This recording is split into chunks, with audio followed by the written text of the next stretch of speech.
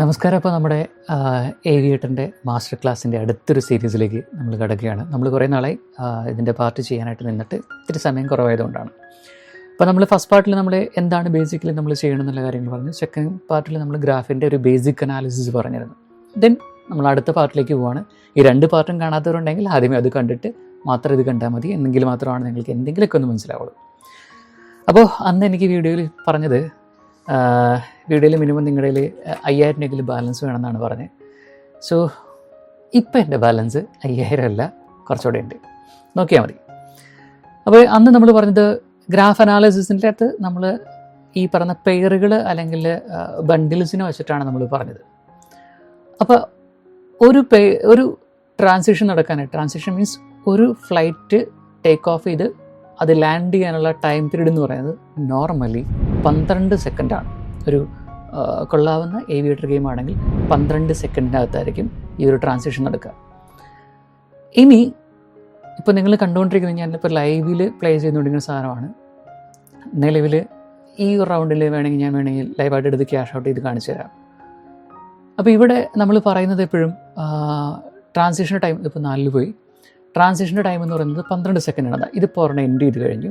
ഇനി അടുത്തതിലേക്കുള്ള transition time എന്ന് പറയുന്നത് മൊത്തം ഒരു റൗണ്ടിൽ നിന്ന് അടുത്ത റൗണ്ടിലേക്ക്, നോർമലി ഒരു 1 അവസാനിക്കുന്ന റൗണ്ടാണെങ്കിൽ അതിൻ്റെ റേഞ്ച് പീരീഡ് എന്ന് പറയുന്നത് 12 സെക്കൻഡാണ്. ലൈക്ക് ഇതുപോലെ 1:83 1.83 പോയിരിക്കുന്നത്.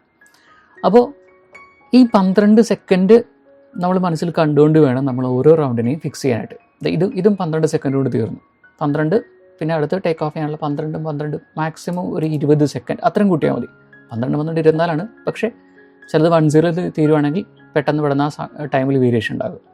അപ്പോൾ നമ്മൾ വെക്കുന്നതിൽ എന്തുകൊണ്ടാണ് നമ്മൾ വെക്കുന്നതിൽ വേരിയേഷൻ വരുന്നതെന്ന് ചോദിച്ചാൽ ഇതിൻ്റെ കാര്യം ഇത്രയേ ഉള്ളൂ. പലപ്പോഴും നമ്മൾ വെക്കുന്നതിൽ ഈ പറയുന്ന 10 കുറച്ച് പോയിട്ടുണ്ടെങ്കിൽ ഓട്ടോമാറ്റിക്കലി അവിടെ എന്ത് ചെയ്യപ്പെടും, വേരിയേഷൻ വരും. ഇപ്പോൾ ഇവിടെ 2 10 പോയിട്ടുണ്ട്, അതിനുശേഷം ഒരു 4 വന്നു. 4ൽ കുറച്ച് ടൈം വ്യത്യാസമുണ്ട്. ഇവിടെ പിന്നെ വന്നിരിക്കുന്നത് 125 185. അപ്പോൾ ഇതിൻ്റെ ഒരു ടോട്ടൽ ടൈം ഡ്യൂറേഷൻ എന്ന് പറയുന്നത് ഏകദേശം ഒരു 20-24 സെക്കൻഡ് ആയിരിക്കും. അങ്ങനെയാണെങ്കിൽ അടുത്ത റൗണ്ടിൻ്റെ ഗ്യാപ്പ് പീരീഡ് എന്ന് പറയുന്നത് പ്ലസ് ഒരു 12 നിങ്ങൾ മൾട്ടിപ്ലിക്കേഷനല്ല ആഡ് ചെയ്തിട്ട് നോക്കിയാൽ ഇപ്പോൾ ഈ റൗണ്ട് പോയിരിക്കുന്നത് 1:26 അപ്പോൾ അത് പെട്ടെന്ന് തീർന്നു. പ്ലസ് ഒരു 10 സെക്കൻഡും കൂടി. ഈ ഡ്യൂറേഷൻ വരുന്നത് കൊണ്ടാണ് ഞാൻ എപ്പോഴും നമ്മളെ ഗ്രൂപ്പിൽ നമ്മൾ സിഗ്നൽ ഇടുമ്പോൾ പറയുന്നത്, നിങ്ങൾ എന്ത് ചെയ്യുക, പരമാവധി ഒരു 10 സെക്കൻഡ് മുമ്പ് പ്ലേ ചെയ്യാന്ന് പറയുന്നത്. ഇവിടെ നോക്കിയാൽ മതി, ഇതെല്ലാം ഒരു 12 സെക്കൻഡ് ഗ്യാപ്പിൽ പോയിക്കൊണ്ടിരിക്കുന്ന. അപ്പോൾ പ്ലേ ചെയ്യുമ്പോൾ ഒരു 10 സെക്കൻഡ് മുന്നെയോ അല്ലെങ്കിൽ നമ്മൾ പറയുന്ന സമയം കഴിഞ്ഞിട്ട് 10 സെക്കൻഡ് കഴിഞ്ഞിട്ട് വയ്ക്കാൻ പറയുന്നത്. 10 സെക്കൻഡ് കഴിഞ്ഞിട്ട് വയ്ക്കാൻ പറയുന്നതിൻ്റെ കാരണം എന്ന് പറയുന്നത് ഇത്രയേ ഉള്ളൂ. ഇപ്പോൾ ഇവിടെ ഒരു 10x പോയിട്ടുണ്ട്. ഓക്കെ, ഇപ്പോൾ ഇവിടെ 10x പോയ സ്ഥിതിക്ക് ഈ 10xൻ്റെ ഇമ്പാക്റ്റ് അവിടെ ഉണ്ടാകും. കാരണം 10x പോകുമ്പോൾ അത്രയും ടൈം ഡ്യൂറേഷൻ ഈ പറഞ്ഞ റൗണ്ടിൽ എടുക്കുന്നുണ്ട്, കുറച്ചുകൂടെ ടൈം എടുക്കുന്നുണ്ട് ആ റൗണ്ടിൽ. അപ്പോൾ അങ്ങനെ വരുമ്പോൾ അവിടെ നമ്മൾ ഈ പറയുന്ന ഒരു ടൈം പറഞ്ഞിട്ടുണ്ടെങ്കിൽ അതിൽ നിന്നൊരു 10 സെക്കൻഡിൻ്റെ വേരിയേഷൻ എന്തായാലും ബേസിക്കലി അവിടെ ക്രിയേറ്റ് ചെയ്യും. ഇപ്പോൾ ഇവിടെ നോക്കുകയാണെങ്കിൽ ഈ 11 കിടക്കുന്നതുകൊണ്ടും ഇവിടെ ഒരു 20 കിടക്കുന്നതുകൊണ്ടും ഈ ഗ്രാഫിൽ നമ്മളിപ്പോൾ ഒരു സമയം പ്രഡിക്റ്റ് ചെയ്തിട്ടുണ്ടെങ്കിൽ ഉറപ്പായിട്ട് അതിൻ്റെ അന്നൊരു 10 സെക്കൻഡിൻ്റെ അല്ലെങ്കിൽ 12 സെക്കൻഡിൻ്റെങ്കിലും മിനിമം വേരിയേഷൻ ഉണ്ടാകും. അപ്പോൾ ഈ വേരിയേഷൻ ഉള്ളതുകൊണ്ടാണ് പലപ്പോഴും നമുക്ക് ഞാൻ പറയുന്ന ടൈമുകളിൽ നിങ്ങൾക്കൊരു 10 സെക്കൻഡിൻ്റെ ഡിഫറൻസ് എപ്പോഴും കാണുന്നത്. ഇതുകൊണ്ടാണ് ഞാൻ എപ്പോഴും അവിടെ പറയാറുണ്ട്, നിങ്ങൾ വേരി ചെയ്ത് എടുക്കുക എന്ന് പറയുന്നത്, അല്ലെങ്കിൽ ആ ഡ്യൂറേഷൻ ഒന്ന് കാൽക്കുലേറ്റ് ചെയ്തിട്ട് എടുക്കാനായിട്ട് പറയുന്നത്. ഓക്കെ, ഇതിപ്പോൾ എത്ര വരെ പോകുമെന്നുള്ള ഏകദേശം ഒരു ധാരണ ഉണ്ടെങ്കിൽ നമുക്ക് എടുക്കാം. ഇപ്പോൾ ഇത് എൻ്റെ ഒരു കാൽക്കുലേഷനിൽ ഇതൊരു 90-100 റേഞ്ചിൽ പോകണം. അപ്പോൾ അതുകൊണ്ട് ഞാൻ വെയിറ്റ് ചെയ്യാണ്. എന്തായാലും ഇത് 90-100 റേഞ്ചിലാണ്. ഞാൻ ഈ വീഡിയോ റെക്കോർഡ് ചെയ്യുന്ന സമയത്ത് എക്സാക്ട്ലി 100 പോയി ഞാൻ എടുത്തു, ക്യാഷ് ഔട്ട് ചെയ്തിട്ടുണ്ട്. അപ്പോൾ ഇത് നമുക്ക് ഐഡൻറ്റിഫൈ ചെയ്യുന്നതിന് കുറേ മാർഗ്ഗങ്ങളുണ്ട്. അതിൽ കുറച്ച് മാർഗ്ഗങ്ങളാണ് ഞാൻ ഓൾറെഡി നമ്മുടെ കഴിഞ്ഞ വീഡിയോകളിൽ നമ്മൾ പറഞ്ഞത്. ഇപ്പോൾ 280 പോയി, ഞാനത് 100-ലെടുത്തു. കാരണം ഞാൻ വീഡിയോ റെക്കോർഡ് ചെയ്തുകൊണ്ടിരിക്കുന്ന സമയമായതുകൊണ്ട് ഓട്ടോമാറ്റിക്കലി എനിക്ക് അതിൻ്റെ അധികം കോൺസെൻട്രേറ്റ് ചെയ്യാൻ പറ്റില്ല. ഇപ്പോൾ കണ്ട സാധനം വെച്ചിട്ടാണ് പറഞ്ഞത്. ഇപ്പോൾ ഇപ്പോൾ നിൽക്കുന്ന ഗ്രാഫിൽ നോക്കുകയാണെങ്കിൽ ഇവിടെ ഒരു 280, ഇവിടെ ഒരു 200 പോയിട്ടുണ്ട്. സോ ഈ ഗ്രാഫ് എന്ന് പറഞ്ഞാൽ വളരെ ഹോട്ടായിട്ടുള്ള ഗ്രാഫാണ്. കൂടാതെ അത്യാവശ്യം കുഴപ്പമില്ലാത്ത റേഞ്ചിൽ എന്ത് ചെയ്യുന്നുണ്ട്, ഇതിൻ്റെ അകത്ത് എമൗണ്ടുകൾ പോകുന്നുണ്ട്.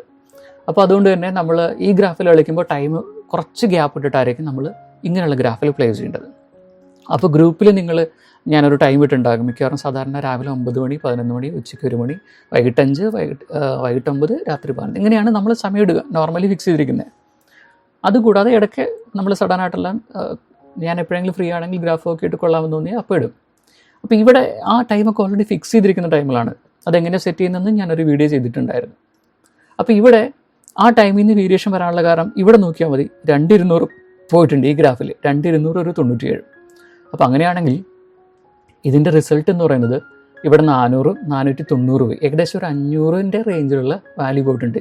അപ്പോൾ ഈ 500ൻ്റെ റേഞ്ചിലുള്ള വാല്യൂ പോകുമ്പോൾ ഓട്ടോമാറ്റിക്കലി ആ പ്ലേ എന്ന് പറയുന്നത്, ആ റൗണ്ട് എന്ന് പറയുന്നത് കുറച്ച് ലെങ്തി ആയിരിക്കും. ടോട്ടലി ആ ടൈം ഡ്യൂറേഷൻ വെച്ച് നോക്കുമ്പോൾ ലെങ്തി ആയിരിക്കും. അങ്ങനെ വരുമ്പോൾ അവിടെ വേരിയേഷൻ വരും, ഉറപ്പായിട്ടും വേരിയേഷൻ ഉണ്ടാകും. അതാണ് നിങ്ങളുടെ ഈ പറയുന്ന ടൈമിൻ്റെ കാര്യത്തിൽ സെറ്റ് ചെയ്യേണ്ട ഒരു പ്രധാന കാര്യം. അപ്പോൾ ഇവിടെ നോക്കിയാലും നമുക്ക് മനസ്സിലാകും ഇതെല്ലാം അങ്ങനെ ഒരു ടൈം ഡ്യൂറേഷനിൽ നമ്മൾ എടുത്തതാണ്. ഓക്കെ, അങ്ങനെ ഒരു ടൈം ഡ്യൂറേഷനിൽ പോയിക്കൊണ്ടിരിക്കുന്നതാണ്. അങ്ങനെയാണ് നമ്മളിതിനെ കാൽക്കുലേറ്റ് ചെയ്യുന്നത്. അപ്പോൾ ക്യാഷ് ഔട്ട് ചെയ്യാൻ പറ്റില്ല, വർത്തമാനം പറഞ്ഞപ്പോൾ ക്യാഷ് ഔട്ട് ചെയ്യാൻ പറ്റില്ല.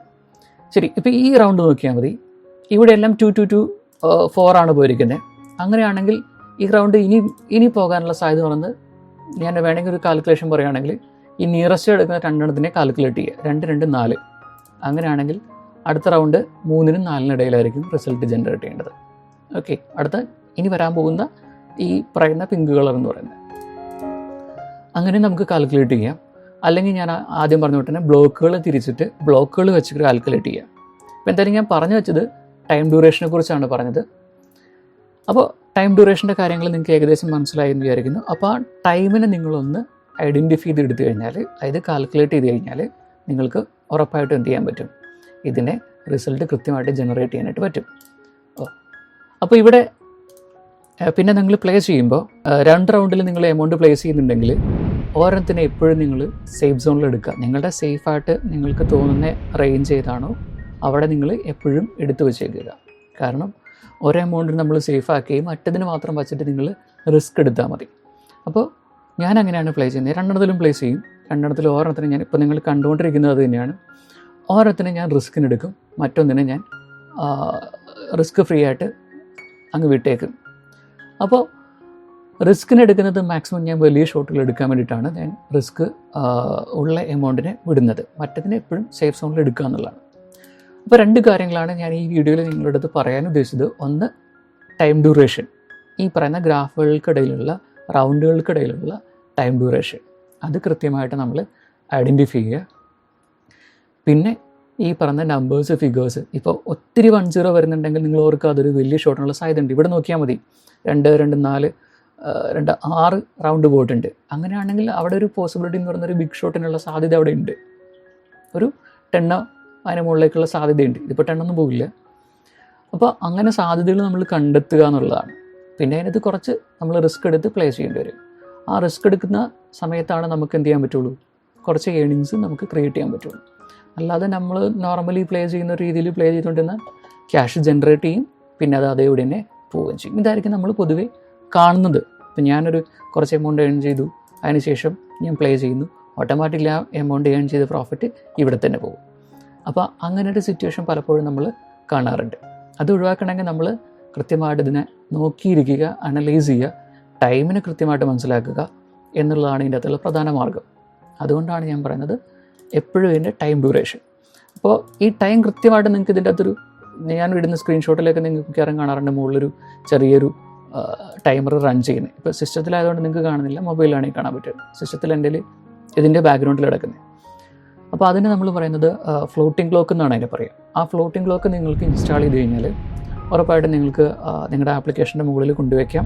അത് വെച്ചിട്ട് എന്ത് ചെയ്യാൻ പറ്റും, നിങ്ങൾക്ക് റൺ ചെയ്യാൻ പറ്റും.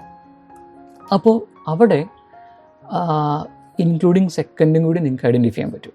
അപ്പോൾ ഒരു റൗണ്ടിൽ നിന്ന് അടുത്ത റൗണ്ടിലേക്കുള്ള ഗ്യാപ്പ് എന്തായിരിക്കും എന്ന് നിങ്ങൾക്ക് കൃത്യമായിട്ട് മനസ്സിലാക്കാൻ പറ്റും.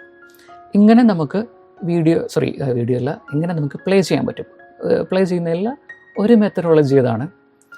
പിന്നെ ഞാൻ പറയാറുണ്ട്, നമ്മുടെ ഗ്രൂപ്പിൽ നമ്മളെപ്പോഴും പറയുന്ന പോലെ തന്നെ ഗ്രാഫിൽ നിങ്ങൾക്കൊരു 7 എന്നുള്ള നമ്പർ വന്നിട്ടുണ്ടെങ്കിൽ നിയർ ബൈ ഉള്ള റൗണ്ടുകളൊന്നും നിങ്ങൾ കളിക്കാതിരിക്കുക. അതിപ്പോൾ എന്ത് ഹെവി സാധനം പോയാലും നിയർ ബൈ കളിക്കാതിരിക്കുക എന്നുള്ളതാണ് അതിൻ്റെ അതുള്ളൊരു ടിപ്പായിട്ട് ഞാൻ പറയുന്നത്.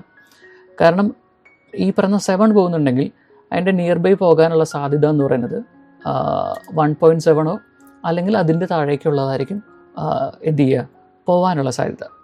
അപ്പോൾ അതുകൊണ്ട് തന്നെ അതെപ്പോഴും റിസ്കി ഷോട്ടുകളാണ്, ഏരിയ ഭയങ്കര റിസ്ക്കാണ്. ഇതിപ്പോൾ ഒരു 10-12 കയറുന്ന സാധനമാണ്. അപ്പോൾ നമുക്കൊരു 12, 13, 14, 15 എടുക്കാം. ഞാൻ 15 എടുത്ത്. അപ്പോൾ കുറച്ച് റിസ്ക്കുകൾ അങ്ങനെ നമ്മൾ എടുക്കേണ്ടി വരും.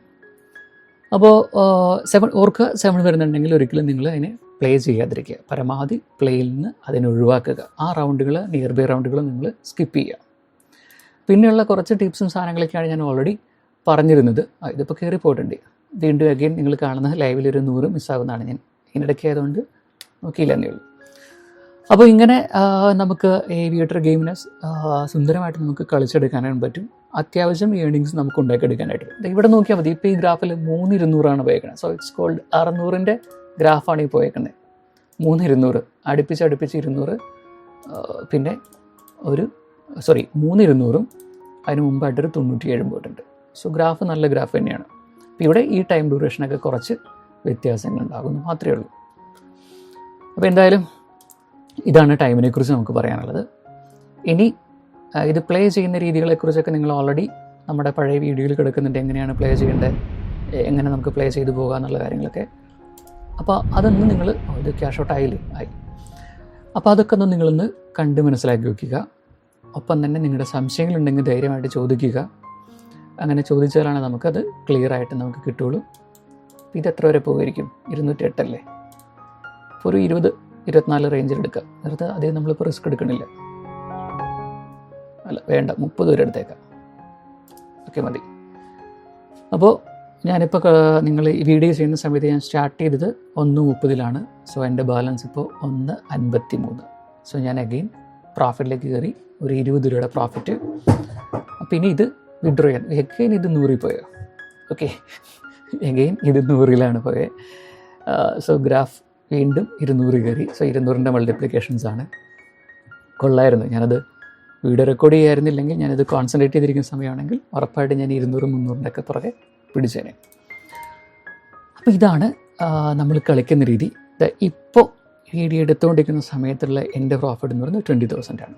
നിങ്ങളിപ്പോൾ കണ്ടുകൊണ്ടിരുന്നാണ് എൻ്റെ ബാലൻസ് സ്റ്റാർട്ട് ചെയ്തതും എൻഡ് ചെയ്തതും. ഞാനിപ്പോൾ എൻഡ് ചെയ്യുകയാണ് വീഡിയോ. എൻഡ് ചെയ്തതും നിങ്ങൾക്ക് കാണാൻ പറ്റും. എൻ്റെ വിഡ്രോ ചെയ്യുന്ന രീതിയാണെങ്കിൽ നിങ്ങൾ നോക്കിയാൽ അവിടെ വിഡ്രോ എന്നുള്ള ഓപ്ഷൻ ഉണ്ട്. നേരിടുത്തേക്കുക. എന്നിട്ട് നിങ്ങളുടെ ഇവിടെ IMPS 2 ഓപ്ഷൻ ഉണ്ടാകും. ചിലർക്ക് ഒരു ഓപ്ഷൻ ആയിരിക്കും. ബാങ്ക് സെലക്ട് ചെയ്യുക. നിങ്ങളുടെ ഏത് ബാങ്കാണോ അത് സെലക്ട് ചെയ്തേക്കുക. പോയി ദെൻ നിങ്ങളുടെ നെയിം കൊടുക്കുക, ബാങ്കിൻ്റെ IFSC code, bank IMPS bank account number എന്ന് പറയുമ്പോൾ നിങ്ങളുടെ ബാങ്ക് അക്കൗണ്ട് നമ്പർ തന്നെയാണ്. എത്രയാണ് എമൗണ്ട് എൻ്റർ ചെയ്തേക്കുക. വിഡ്രോ അടിക്കുമ്പോൾ നിങ്ങൾ രജിസ്റ്റർ ചെയ്ത മെയിലിലേക്ക് നിങ്ങൾക്ക് ഒരു OTP വരും. ആ OTP വന്നിട്ട് ഇവിടെ കോപ്പി പേസ്റ്റ് ചെയ്യുക, കൺഫേം കൊടുത്തേക്കുക.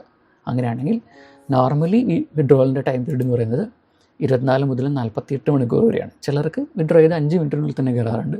ചിലരുടെ ബാങ്കിങ് ഇത് സൊല്യൂഷൻ പോലെ അത് കുറച്ച് ടൈം എടുക്കും.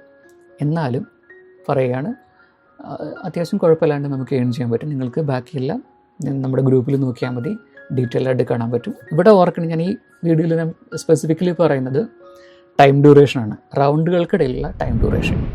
ഇപ്പോൾ എടുത്തു കഴിഞ്ഞാൽ ഇപ്പോൾ സിമ്പിളായിട്ട് ഞാൻ പറയുകയാണെങ്കിൽ ഇവിടെ ഞാൻ എൻ്റെ ഫോൺ വെച്ചിട്ട് നിങ്ങൾക്ക് കാണിച്ചു തരാം. ഇവിടെ 2 ടൈം ഉണ്ട്. എന്തായാലും 6, 19, 38 ഇവിടെ എടുക്കുന്നത്. ഇപ്പോൾ ഇവിടുത്തെ ടൈം എന്ന് പറയുന്നത് 1:48. അപ്പോൾ എന്തായാലും ഇവിടെ ഒരു റൗണ്ട് സ്റ്റാർട്ട് ചെയ്തത് 30-ൽ സ്റ്റാർട്ട് ചെയ്ത റൗണ്ടാണ്. അപ്പോൾ ഈ റൗണ്ട് പോയിക്കൊണ്ടിരിക്കുന്നത് ഇതിപ്പോൾ 4-ലേക്ക് പോയതുകൊണ്ട് ഏകദേശം ഒരു 24 സെക്കൻഡിൻ്റെ ഗ്യാപ്പ് ഉണ്ട്.